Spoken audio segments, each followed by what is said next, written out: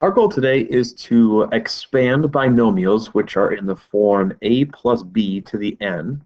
And it looks pretty complicated, but we do have a theorem to help us out. But before we get to that, we have to do a little bit of review with combinations, and we're going to introduce Pascal's triangle that both meld into the binomial theorem. So let's first talk about combinations. It's something that hopefully we did back in geometry. And just a reminder of what combinations is finding how many different arrangements we can make out of a certain set, or the possibilities or number of possibilities we can from a set. So for example, why we're using combinations, let's say I had 4 marbles in a bag and they're all different colors. What we said is I just want to know how many different ways I can arrange those 4, like if I chose all 4.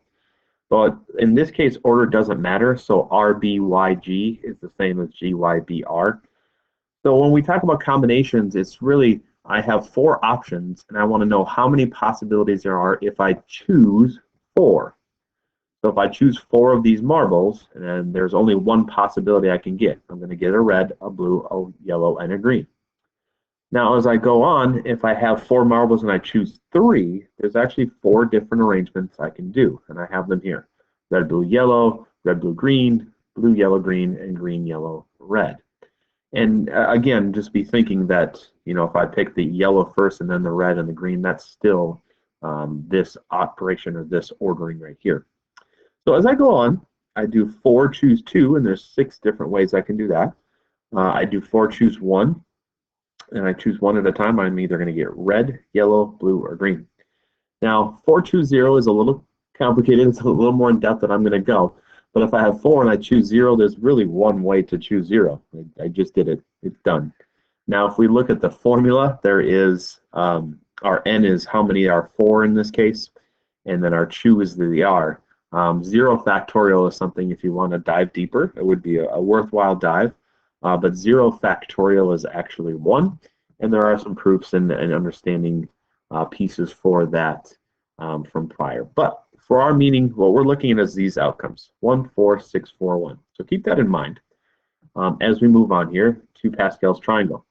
Now, Pascal's triangle was made by Pascal, obviously, but he found a pattern that if you have a bunch of zeros and then a 1, and essentially the pattern can be seen a lot of different ways, but to get to these certain rows, I start at 1, and then if I add the digits next to that, like I said, I had a bunch of zeros and 1s, that becomes my next row. So I get a 1 and 1. So if you notice, a 0 and a 1 will get me 1, but the 1 plus the 1 gets me 2. And then I have my 1 plus 0 on the outside. And it gets a little more intricate as you go down here. You get the 1 plus the 2 is 3. The 2 plus the 1 is also 3. The 1 plus the 3. The 3 plus the 3 is the 6, and 3 plus 1 is 4. So on and so forth. So he just followed this pattern and kept going and kept going and kept going. But what's actually pretty neat is there are a lot of different patterns in Pascal's triangle. I would put a shout out to the YouTube channel Number File. It's a number and then PHILE. Has a great video on Pascal's triangle and a lot of great videos of just fun math. And you're starting to get to the level in Algebra 2 and beyond that some of those fun math things are actually applicable, and kind of weird how this stuff all comes together. And here's an example of how this comes together. So just an image of Pascal, and you can look at all the different patterns, like it's 1 on the outside, you got the counting numbers this way, you have the counting numbers this way, you have, well, there's just a lot of intricate patterns that people have been studying for a long time. I would highly suggest watching that video. But let's see, based on our goal is we want to be able to expand a plus b to the n. So I'm going to just do a little bit of work here. That x plus y squared, we've done enough. I'm just going to jump to that's x squared plus 2xy plus y squared. And I'm going to put a shout out, it's not x squared plus y squared, gross. But if I did x plus y cubed, well, that means I'm going to take this and I'm going to multiply by another x plus y. We can use our generic rectangle to just see what that looked like. I'll just do a quick calculations. 2xy plus y squared. So I'd get x cubed. I know I'm going to get that term. I get a plus 2x squared y. I get a plus xy squared. I get another x squared y, I get a 2xy squared, and then I get a y cubed. So let's look at what that actually looks like. I'm going to erase this and keep this in green. When I put that, something, you see the pattern, that'd be awesome, but I get an x cubed, I get a 2x squared y, and another x squared y, just 3 x squared y's. And then I get just the x term, which would be 3xy squared, and then I just have a y cubed. Now, what would be worthwhile is you could pause the video, and I would highly suggest expanding this, the x plus y to the fourth. Really, you can just take this and multiply by x plus y. But what we notice is there's a pattern, and there's a pattern from what we've seen before. So I have a little image here of all those expansions. I'm going to move this over if I can. Just put it down. Put it over here for a second. Take that guy. So really, if I take x plus y to the 0, that's 1. And if I put x plus y to the first power, that would just be x plus y. And look at the coefficients that are showing up. X plus y squared becomes 1, 2, 1. X plus y cubed becomes 1, 3, 3, 1. And then x plus 4, or x plus y to the fourth, 1, 4, 6, 4, 1.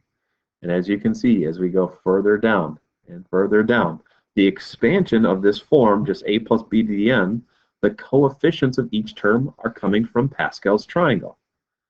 So that's one way that we can actually expand this really, really quickly, is using Pascal's triangle. But I want to relate it back to that combinatorics. And why did we use combinations? So let's think a little bit bigger. Like, I want you to expand x plus y to the 11th. Now, if you noticed from my example way back here, when it was choose 4, look at these numbers, 1, 4, 6, 4, 1.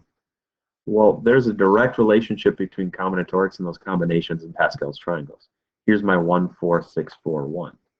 Where honestly, what happens is the coefficients are the combinations of that row.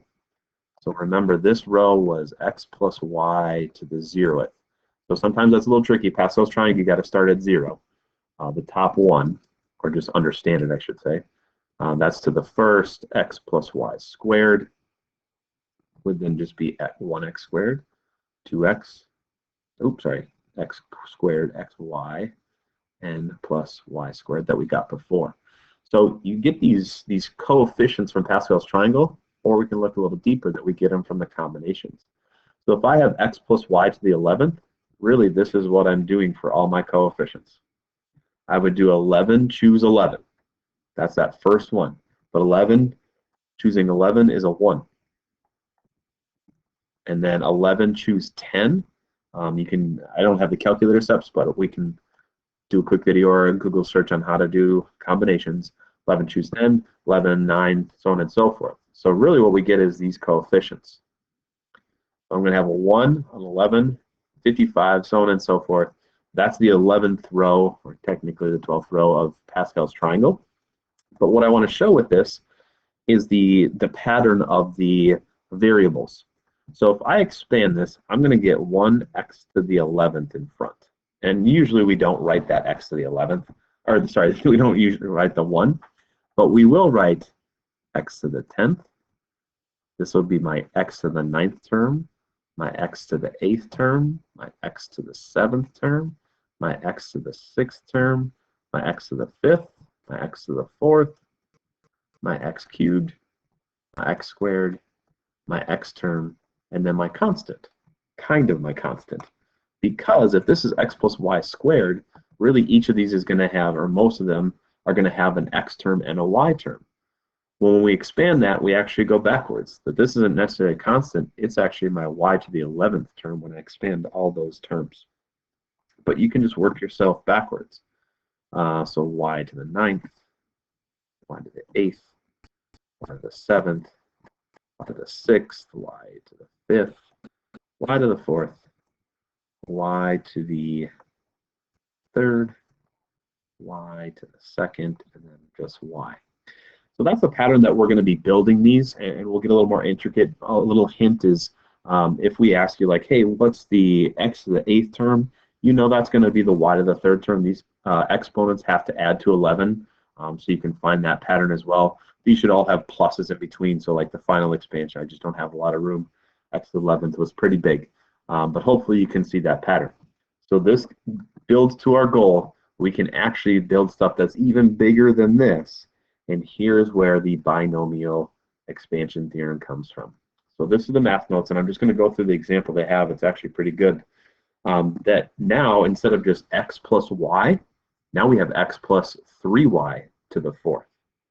So how I would start is write my combinations. So it always starts, if we're to the 4th, it's going to be 4 choose 4, 4 choose 3, 4 choose 2, 4 choose 1, 4 choose 0, which is the same as that Pascal's right there. 1, 4, 6, 4, 1. Now, this really is my x to the 4th, my x cubed, my x squared, my x, and my no x's. But look what happens when they came back. They have y to the 4th, but this isn't, I don't like how this is written. This is really 3y to the 4th. Instead of just y now, I have 3y, so I have to substitute that in. And it's really, really important, even that. 3y to the 4th, I see a lot of 3y's to the 4th. 3 to the 4th, y to the 4th. That's 81y to the 4th. So they wrote it a little better here, but still, I would probably write this in my work and showing all my work to say this is my 3y cubed term, and then x, and then 4. So you got to do a lot of order of operations. I think they maybe kind of skipped a step here, that this would be 3y squared term, and then my 3y would just be my y term. But then you got to even do the multiplication with that. So you have the coefficients from the Pascal's triangle or your combinations. Sometimes you have to do some calculations of if you just have something in place of x, you got to substitute that in. If you have something in place of y, you have to substitute that in. But then you just expand. You know, and nothing happens here, but then I got to take 4 times 3y, that's 12y. 6 times 9 is 54. Getting bigger, 4 times 27 is at 108, and then I just have my coefficients for that. So I know at the beginning, if you saw this, it looks pretty crazy, but that's what the binomial theorem is saying. If I want it to the 5th, okay, 5 choose 5, it's going to be x to the 5th, or whatever. That's why they use a, is maybe they have a 2x there. Well, you got to take 2x to the 5th. Don't forget that. And then you just go with those combinations in front. The x term or that first term starts with the high degree and goes down by 1. The second b value starts at the back as the highest degree and then goes back that way in those patterns. So eventually we're going to have you just expand some, but then on the next video we're going to have you find some missing terms. So hopefully that worked out. It's a pretty cool, neat pattern. Dive deep. There's a lot of patterns that are shown in these two topics that are really, really cool.